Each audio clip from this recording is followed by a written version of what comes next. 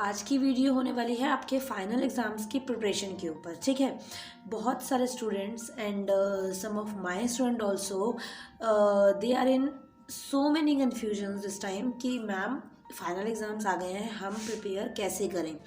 Time table manage नहीं हो रहा है, आलस आ रहा है, बहुत सारा पढ़ लिया है, स्टिल ऐसा लग रहा है कि हमसे नहीं हो पा रहा है या हमें आता नहीं है, या फिर इतना कुछ पढ़ने के बाद भी ऐसी फीलिंग आती है कि हमसे नहीं हो रहा है, हमको आता ही नहीं है कुछ भी, ऐसी सी चीज़ें आती हैं, है ना। तो चाहे अब जिनका CTP वालों का रिज़ल्ट आया वो हों, चाहे रेगुलर वाले स्टूडेंट हों, आप लोगों को जो चीज़ें मैं बताने वाली हूँ ध्यान से सुनिएगा। सबसे फर्स्ट ऑफ ऑल कि ये जो चीज़ें आपके दिमाग में आ रही हैं, इनका मतलब ये है सबसे फर्स्ट ऑफ ऑल कि हाँ चलो you are a serious student, ठीक है ना, कि आप स्टडी को लेके सीरियस हैं, पढ़ाई कर रहे हैं, तो ये बहुत अच्छा साइन है। अगर ये चीज़ आपके दिमाग में आ ही नहीं रही है, दैट्स द मीनिंग कि आप पढ़ाई को सीरियस ही नहीं ले रहे हो। जो सीरियस लेता है ना इंसान, उसी के दिमाग में इतनी चीज़ें आती हैं, वरना अगर दिमाग में कुछ चल ही नहीं रहा है उसका मतलब है कि आप पढ़ाई को सीरियस ले ही नहीं रहे हो, आप कुछ अभी आपको लेना देना ही नहीं है। तो अगर इस टाइप का आ रहा है तो अच्छी बात है, कोई बात नहीं, कॉमन है, सबके साथ होता है, मेरे साथ भी हुआ। मैंने भी 10th के एग्ज़ाम दिए हैं, 11th के दिए हैं, 12th के दिए हैं। तो किस तरीके से और क्या चीज़ों को मैनेज करते हुए पढ़ना है, फर्स्ट ऑफ ऑल आप लोगों को जो पढ़ना है वो डिसाइड कर लो। अपना एक गोल फिक्स कर लो कि मुझे इतना पढ़ना है, और अपने माइंड को एक टारगेट दे दो कि मुझे इतना टारगेट पर इतनी चीज़ को करना ही करना है। ओके, अभी इस टाइम की एज जो होती है ना, वो इस तरीके की है कि हम लोग डिस्ट्रैक्ट बहुत जल्दी होते हैं, हम लोग दूसरों की बातों में बहुत जल्दी आते हैं, हम दूसरों को अपने आप से कंपेयर बहुत ज़्यादा करते हैं, and also we do so many things which are not good for us, which are not suitable, and also हम उनको करने के लायक होते भी नहीं हैं, हम वो चीज़ें कर नहीं सकते। Still we compare to us with someone, अपने आप को हम दूसरों के साथ कंपेयर करते हैं, and that is bad thing. ठीक है, वो चीज़ नहीं करनी है। अपना आप खुद हो और आप परफेक्ट हो, ये चीज़ मान के चलना है आप लोगों को। किस तरीके से प्रिपेयर करना है, अब देखो कौन सी चीज़ों का आपको ध्यान रखना है। फर्स्ट ऑफ ऑल अपना गोल सेट करो, माइंड को बताओ कि मुझे इतनी परसेंटेज लेकर आनी है, तो लेकर आनी ही है। ठीक है, जब माइंड को आपका टारगेट पता होगा, देन वो आपकी हेल्प करेगा। It will help you to do study, to do focus, to do concentration. तो बहुत सारी चीज़ों में वो ऑटोमेटिकली आपकी हेल्प करना स्टार्ट कर देगा। But if your mind doesn't know कि आपका टारगेट क्या है, what is your target, what you want to achieve, what you want from your final exams, तो वहाँ पर कुछ नहीं हो सकता। ठीक है, फिर वो इधर उधर घूमता रहेगा जैसे आप खुद घूम रहे हो। First of all set your goals, set your targets. ठीक है, सेकेंड थिंग इज़ कि मैम पढ़ते बहुत सारा है, लेकिन जब पढ़ लेते हैं उसके बाद हमें लगता है कि हमें कुछ आ ही नहीं रहा है। तो कोई बात नहीं, आप अपने माइंड को बताओ कि पढ़ लिया है। आप ये चीज़ जब आती है ना कि कुछ नहीं आता है, वो मतलब नेगेटिव एस्पेक्ट की आप तरफ जा रहे हो। So don't go with negativity thing, ठीक है ना, आपको पॉजिटिव की तरफ ही रहना है कि हाँ मैंने पढ़ लिया है। और जब किसी चीज़ को आप पढ़ते हो तो पूरे फोकस के साथ पढ़ो। देखो मैं ये नहीं बोलती कि आपको पूरा पूरा 10-10 घंटे पढ़ने हैं, IAS IPS की तरह लगे रहना है, ऐसा नहीं, वो भी इतना टाइम नहीं पढ़ते, बीच में ब्रेक लेते हैं। सो you have to take break between half hour और 20 minutes और 1 hour according to your capability. ठीक है ना, आपको अपने कैपेबिलिटी के अकॉर्डिंग ही पढ़ना है, माइंड को रेस्ट देते हुए पढ़ना है। जैसे मेरे अभी एग्ज़ाम्स थे, मैंने क्या बताया था कि मैंने अपना शेड्यूल भी जारी किया था, मतलब बताया था कि मैनेज मैं कैसे करती हूँ and how I do study during my exam time. तो वहाँ पर मैंने आपको बताया कि भाई मैं इतने चैप्टर का टारगेट बना लेती हूँ। देखो माइंड को टारगेट देना बहुत ज़रूरी है। इफ़ योर माइंड knows कि what is your target, what you want to achieve, what you want to study, what you want to learn and how much time you need, तो वो सारी चीज़ें जो होंगी ना, कितने टाइम की ज़रूरत है, कौन सा टाइम पे कितना पढ़ना है, तो वो चीज़ें जब आप दिमाग को बताओगे तो ऑटोमेटिकली इट विल रन। ठीक है ना, इट विल फोकस। तो मैं क्या करती थी, 30 मिनट का जैसे मैंने बोला, अब मैं टाइमिंग नहीं देखती हूँ कि हाँ भाई कितना टाइम पे कितना पढ़ना है, मेरा थोड़ा तरीका अलग रहता है। कुछ टाइमिंग देख के पढ़ते हैं, कुछ लर्निंग चैप्टर्स को देख के पढ़ते हैं। तो मैं चैप्टर्स को देख के करती थी कि ये यूनिट मुझे फिनिश करनी है। जैसे 6 या 7 यूनिट्स होती हैं एक सब्जेक्ट के अंदर, तो भाई 1 यूनिट ख़त्म करनी है या हाफ यूनिट ख़त्म करनी है, और उसके बाद में हाफ यूनिट जो है मुझे ब्रेक के बाद करनी है। तो उस ब्रेक में आपको जो अच्छा लगता है करो, 5 मिनट का ब्रेक लो, 10 मिनट का लो, मैं तो 15 मिनट का लेती थी। तो मैं 15 मिनट का ब्रेक लेने के बाद फिर से 45 या 1 आवर का आराम से लग जाती थी। उस टाइम ब्रेक में आपको जो मन करता है वो करिए।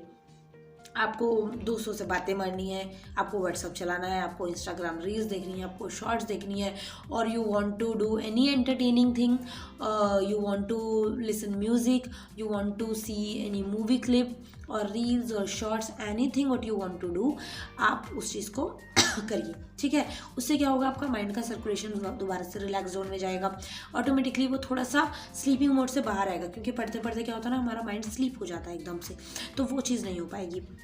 उस चीज़ को करने के बाद आपको फिर से वापस से लग जाना है। और सबसे मेन चीज़ क्या होती है ना, दिमाग से खेलना है बस बच्चा। जब आप दिमाग से खेलना स्टार्ट कर दोगे ना, then automatically you will grow आप। ठीक है ना, जैसे कि दिमाग को बताना होता है कि ये चीज़ आसान है, ये मैं कर लूँगा या कर लूँगी। जब आप माइंड को ऑटोमेटिकली इन स्टार्ट आप बोल देते हो कि ये बहुत मुश्किल है, ये तो होगा ही नहीं, तो ऑटोमेटिकली वो नहीं काम करेगा। आपके दिमाग जब ये चीज़ पता लगे, वो आपकी पूरी बॉडी को ये सिग्नल दे देगा कि ये चीज़ बहुत मुश्किल है, ये नहीं हो सकती। आपको ऐसा नहीं करना।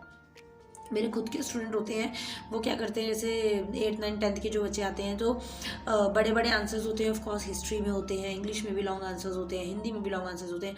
अब क्या करेंगे कि मैम बहुत बड़े बड़े आंसर्स हैं, हमें तो याद ही नहीं होंगे इतने बड़े, पहले ही थिंकिंग क्रिएट कर लेते हैं। So don't create any thinking before the reading. ठीक है, आप अपने दिमाग को उस लॉन्ग आंसर को 3 छोटे छोटे पार्ट्स में डिवाइड कर दीजिए कि ये 3 छोटे छोटे आंसर्स हैं, 3 छोटे आंसर्स तो मैं आराम से याद कर सकती हूँ, है ना। तो इस तरीके से आपको पढ़ना है, खुद को सेल्फ मोटिवेट रखना है, ध्यान रखना है कि हाँ मुझे ये चीज़ ज़्यादा से ज़्यादा करनी है, ये चीज़ को कम करना है। जो वेटेज वाले चैप्टर्स हैं उनको पहले पकड़िए, पहले उनको करिए। जो आपको लगता है कि कम मार्क्स के हैं उनको बाद में करिए, बट वेटेज वालों को पहले पकड़ना है, उनको लर्न करना है, उनको समझना है, उनको सीखना है। And you have so many platforms and you have so many people to help, like your elder brothers, your elder sisters, your tutors, me also, your school teachers, and also you all have Android phone, तो आप लोग you can take the help from YouTube, from internet, from Google, from Yahoo, बहुत सारे options हैं जहाँ से आप लोग स्टडी कर सकते हैं। तो उस चीज़ को देखना है। ठीक है, अब अभी CTB का रिज़ल्ट आया तो बच्चे भी थोड़े दुखी हैं। ऑफ कोर्स रिज़ल्ट आता है, अब जो निकल गए उनको खुशी है, बट जो नहीं निकल पाए उनको दुख भी है। तो यहाँ पर आपको अब सदमा नहीं लगाना है। देखो कुछ गलतियाँ हमारी भी होती हैं, कुछ सामने वाले की हैं। अगर चलो रिज़ल्ट अच्छा नहीं आया, हमने पढ़ाई करी थी, ठीक है, नहीं पढ़ाई करी उनको तो दुखी होना लाजमी नहीं है, क्योंकि उन्होंने पढ़ाई नहीं की। जिन्होंने पढ़ाई करी दैट इज़ गुड। अब वहाँ पर स्टिल अगर आपके मार्क्स अब सेटिस्फाइड नहीं हो, so you can go for rechecking revolution, as I told in previous video कि you have to go for rechecking और revaluation if you are not satisfied with your marks. But अगर आपको लगता है कि मैं दोबारा पेपर देना सही लगेगा मुझे, and I will not go for rechecking और revaluation, I will give the exam again in March 2024 session, तब आप नेक्स्ट एग्ज़ाम दीजिए। फॉर्म्स अभी कुछ टाइम बाद निकल जाएंगे, so don't to worry about that. ठीक है, टेंशन नहीं लेनी होती है, स्ट्रेस नहीं लेना होता है। टेंशन और स्ट्रेस लेने से आपका पेपर क्लियर नहीं होगा, या फिर हम लोग आपका पेपर देने नहीं जा पाएंगे। स्ट्रेस लोगे तो दिक्कत ही दिक्कत आएंगी। पहली चीज़ तो depressive feeling, sad feeling, stress feeling लेने की ज़रूरत नहीं होती है, क्योंकि all things are depends on you, and all things are depends on your mind activity, activeness, and your schedule, your management, your company. बहुत सारी चीज़ें इफेक्ट करती हैं, तो उन चीज़ों के ऊपर ध्यान दीजिए। ये चीज़ अपने आपको बताइए कि कौन सी चीज़ें हैं जो मुझे इफ़ेक्ट कर रही हैं, एंड कौन सी चीज़ें ऐसी हैं जो मुझे मोटिवेट कर रही हैं। मतलब what are the things which are helping to grow me up, and which are the things who are stopping me to do my things, to do my schedule. तो वो चीज़ें आपको पहचानी और उनको थोड़ा दूर कर दीजिए थोड़े टाइम के लिए। एग्ज़ाम्स के बाद फिर से उनको वापस पकड़ लेना। ठीक है, तब तक के लिए पढ़ाई करो अच्छे बच्चों की तरह। और ये जो मैंने वीडियो बनाई, इसका मकसद सिर्फ यही था कि कुछ बच्चे टेंशन में आ रहे हैं भाई फाइनल एग्ज़ाम्स हैं, इतना बड़ा हवा नहीं समझना है, अभी भी टाइम है, स्टार्ट करिए, धीरे धीरे आगे बढ़िए। एक पर्टिकुलर टाइम मैनेजमेंट रख लीजिए कि मुझे इस टाइम पर पढ़ना है तो पढ़ना है। बहुत सारी वीडियोस आपको यूट्यूब पर मिलेंगे, that's why I am not uploading any video on time management, on 30 days target, on 45 days target, कि इतने दिन में पढ़िए, ये इतना परसेंटेज लाइए, उतने दिन में पढ़िए, उतने परसेंटेज लाइए। I don't want to explore any type of this video, only I want to say this thing कि सब कुछ आपके ऊपर डिपेंड है, सब कुछ आपके इंटरेस्ट के ऊपर डिपेंड है। If you want to clear your exam with 85+%, so you can do it, okay, but you have to know your targets, your mind have to know your target कि आपको चाहिए क्या, आपको कितने मार्क्स लेकर आने हैं, आपको पढ़ना क्यों है।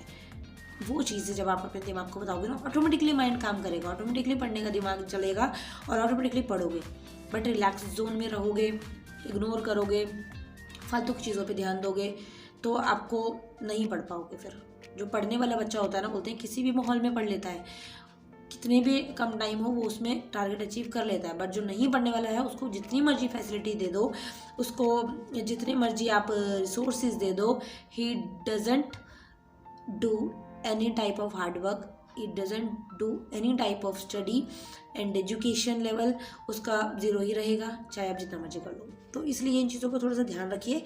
और सर्दी बहुत है, जैसे कि आप देख सकते हो मैंने भी डबल स्वेटर डाला हुआ है।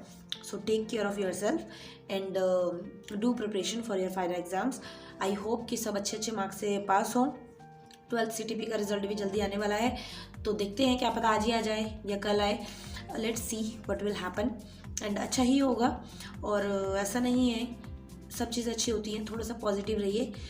कुछ गलतियाँ हुई भी हैं तो उसको इम्प्रूव करके नेक्स्ट टाइम उसको और अच्छे से करिए। ओके बच्चा, नेक्स्ट वीडियो में मिलूंगी। Thank you so much for watching and channel को सपोर्ट करिए। वीडियो को पसंद आए तो लाइक कीजिए, वीडियो को शेयर कीजिए। नेक्स्ट वीडियो में मिलती हूँ मैं, बाय बाय।